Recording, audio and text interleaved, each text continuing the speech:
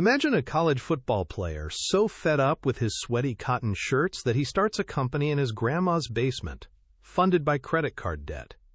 That's the incredible origin story of Under Armour, the brand that nearly toppled Nike. They didn't try to be another Nike. Instead, they carved out their own lane by focusing obsessively on performance gear for serious athletes. This razor-sharp strategy worked like magic, transforming a company with just over $5 million in revenue into a billion-dollar powerhouse in a single decade. By 2015, they were the second-largest sportswear brand in the U.S., boasting an unbelievable 133% compound annual growth rate and 19 straight quarters of over 20% growth. Everyone thought they were unstoppable, but as we're about to see, even the most spectacular rises can come crashing down. So with Under Armour sitting on top of the world, what went wrong? The problem wasn't an external threat. It was a series of fatal, self-inflicted wounds where their ambition far outpaced their execution. First, they completely missed the boat on the women's market, sticking to their male-focused designs while brands like Lululemon were building an empire on the athleisure revolution. Second, their footwear strategy was a total mess. They launched products everywhere without a clear plan, overexpanding into categories where they had no proven demand. And finally, they got distracted by the allure of tech, spending a staggering $150 million on the app MapMyFitness when they should have been perfecting their core strength, making best-in-class performance gear. By 2017, the market had lost its patience, and the company's stock plummeted by 45%, marking the beginning of a tragic downfall. As if these strategic mistakes weren't damaging enough, Under Armour was about to walk into a full-blown operational nightmare. In 2017, the company botched a massive overhaul of its core ERP system, essentially leaving its entire supply chain flying blind for years.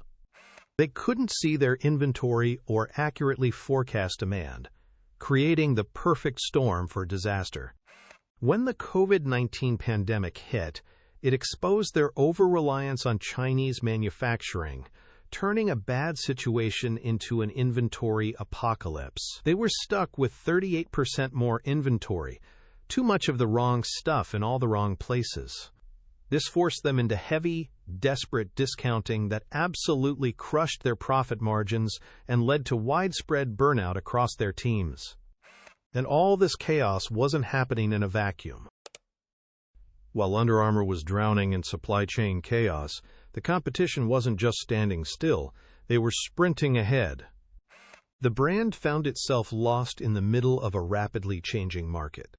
Nike, of course, maintained its dominant position at the top. Meanwhile, Lululemon became the undisputed queen of premium athleisure, capturing the women's market that Under Armour had ignored, and growing its market share to 11.2% versus UA's 7.9%. At the same time, newer, more authentic brands like Gymshark and On Running were rising fast, connecting deeply with younger demographics. This left Under Armour as a confused brand, no longer the edgy performance innovator, but not a premium lifestyle player either. If you're finding this analysis valuable, now's a great time to hit subscribe on Business Undercurrent and smash that like button.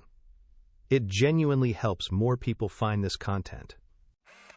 As their brand identity eroded, a final blow came in the form of tariffs, which sent their stock down another 18% in a single day. So can Under Armour make a comeback?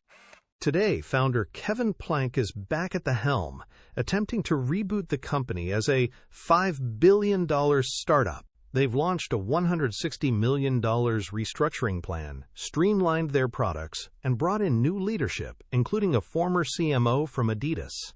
But despite these moves, the jury is still very much out, and the numbers tell a worrying story. Overall revenue is still down 5% year over year, with their crucial North American market declining by 10% and their troubled footwear division down 12%. The market is waiting for real proof of a turnaround because right now, the data simply isn't there.